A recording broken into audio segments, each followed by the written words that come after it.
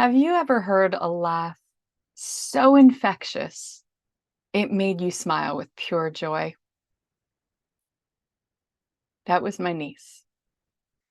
She also took a particular delight in the evil characters from fairy tales, and she would have stayed on a carousel all night if she could.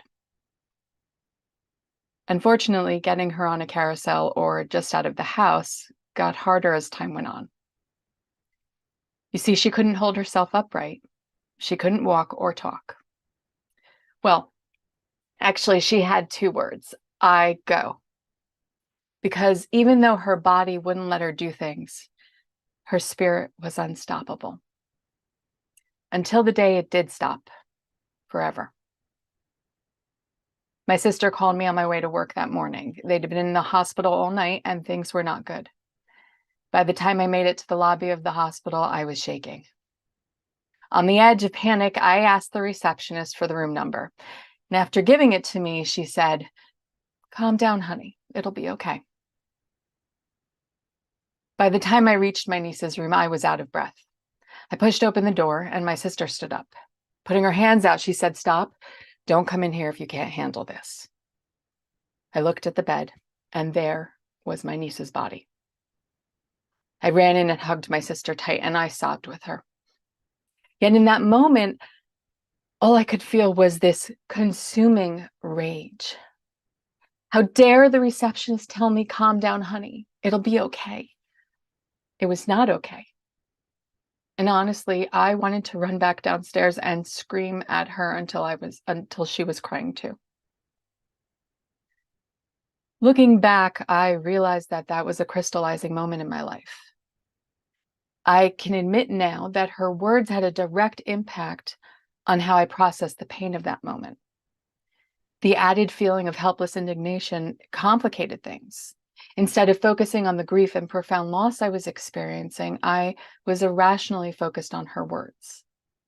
Given the circumstances, they felt dismissive, even patronizing to me. And I know now that that wasn't her intention, but it was an unintended result. There's a power in how we communicate with others. It has a direct impact on how receptive they are to us and how we influence them directly or indirectly. And one of the ways that we do that in the most intimate way possible is in the parent and child connection. The way we communicate with our children is vitally important, but more often than not, we just throw words away. And we think it's okay, it's fine, as long as they're learning everything they need to learn and we're telling them what to do, that's fine. But the truth is they pick up so much more on how we say the things we say and in the intention behind them. As I've moved through my life, I've experienced excessive loss. Through the excessive loss, I was also in the fields and studies of early childhood development, psychology of human development, coaching, and so much more. Along those lines, I learned a lot of things. I learned a wealth of knowledge in the fact of the way that we communicate with our children and the way that we're supported from other people to help us better communicate with our children makes a huge difference. Because the truth is that though biology may give us the ability to bring new life into this world, there is no society on this world that requires people to learn how to be a healthy parent before they become one. And more specifically, I've learned that it takes active learning and a desire to learn how to be the best parent we can be. Not a perfect parent. There's no such thing as a perfect parent. We all make mistakes. That's vital to remember. But we can learn how to better communicate with our children, and we can learn how to support them. And it requires so many more people than you would actually think. It's not just the parent and the child. Because as the parent and the child, you're too close to the circumstances sometimes to actually see what kind of strategies you need to gain a little bit of perspective so that you can engage your child in a healthy manner. I've learned specifically that very particular communication skills can improve our ability to enhance our interactions with our children and other people all around us, and they can help us communicate on deeper levels. These skills can amplify the wisdom and the messages and the lessons that we have to share with our children, and in truth, with anyone, anywhere, from world stages to intimate conversations. And today, I'd actually love to share some of these nuggets of knowledge with you about communication and how we can change that communication. So first, let's talk about the power of what I like to call the empathetic language specification. I'll break down what that means. Empathy is our capacity to perceive and resonate with others' emotions, which allows us to feel and understand their pain and suffering, or even their enthusiasm and joy. What's so important is that empathy is a key and core component in the parenting world, but it's also an example of the way that we can interact with other people. And that's truly what it is when it comes to parenting. You're interacting with a little human that you have a lot of responsibility for, who eventually becomes a big human, right? However, one of the things I want to point out is that the how we communicate our empathy to others is just as important as the feeling of empathy itself. You know, if that receptionist had changed just one word, it would have changed the entire tone of what she said and how it landed with me. Had she said, "I hope it will be okay," her hope for a good outcome would have been supportive and compassionate. It might have meant the difference between a moment of true empathetic connection versus the unintended anger I carried into that excruciating experience.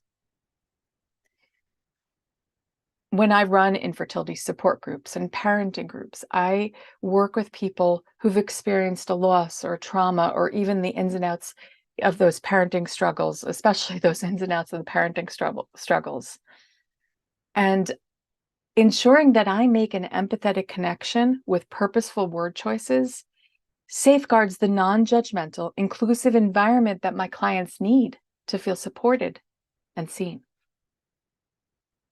The second piece of wisdom I'd like to share with you is the power of nonverbal cues. In the field of early childhood, we talk about the area of receptive and expressive communication skills. Receptive communication skills, or what we take in about how people are connecting with and around us, comes before most expressive skills. Babies and toddlers are constantly taking in eye contact, facial expressions, the sounds of different voices, and so much more, with all of their senses as they expand their environmental awareness. Then a baby will first make what we call nonverbal sounds and gestures and expressions, body movements, all of those things to communicate: crying, flailing limbs, pointing, grabbing, touching, and so on. Many a parent will tell you their child has particular cries for when they're tired, hungry, hurt, or even scared. Interestingly, when we develop language skills, we don't outgrow the resource and power that nonverbal communication provides, but we can become less overtly conscious of them until something signals our awareness that maybe we should pay attention. Say you're in a meeting at work and someone keeps touching their nose. You might think, "Oh, I wonder if they have a cold. Or maybe they're trying to tell me I have something on my nose." Or if you don't know them, if you know them well, this might be their nervous tick telling you that they're stressed or frustrated. Because nonverbal communication is part of our early developmental skills, there's something instinctive that speaks to us when we read those cues. And, you know, if you know someone really well, you may learn to ignore certain frequently appearing cues because you already know what it is that they're doing when they're doing that, like a deep sigh or something like that. When I speak with an audience, whether it's 10 people or 7,000, I maintain an awareness of what my facial expression, my eye contact, my body language, and my vocal fillers like ums and ahs are communicating to my audience. I don't always get them perfect, but I am aware of them and practice with them daily. Now, the third takeaway I'd like to share with you today is the power of the emotional contagion through storytelling. The fascinating phenomenon of emotional contagion happens when one person's emotions and behaviors directly trigger similar emotions in others. What's even more amazing, they're also a very powerful form of social influence. Because while we can be affected by the emotions of those around us, they can be affected by ours too. Have you ever listened to someone telling a story about their pet and they're just lighting up with the joy and the funny thing their dog did? And you find yourself smiling and feeling maybe even a little lighter. That's the emotional contagion. So when we apply this through storytelling and speaking, we aren't just sharing information, we're sharing the emotions and the intentions of the stories that make up our lives and the lessons we've learned along the way. So let's do a quick recap of the 3 communication skills. Empathetic language specification. How we communicate our empathy in the words we use allows us to make deeper connections when we're conveying our messages to others. Nonverbal cues. Instincts from our early communication skills allow us to interpret vocal sounds, gestures, facial expressions, body language, and more when we read those cues. And lastly, the emotional contagion through storytelling. When we share the emotions within the stories, we increase our ability to share the lessons and the messages and the knowledge we've learned because the feelings will resonate and influence others better than information alone ever can. So before I end, I'd like to ask you to consider doing the following. Think about a personal story you love to share with others. While you do that, think about the words you're using, the nonverbal cues you're providing, and the emotional intention behind the story. Write that story down with these parameters in mind and record yourself telling the story.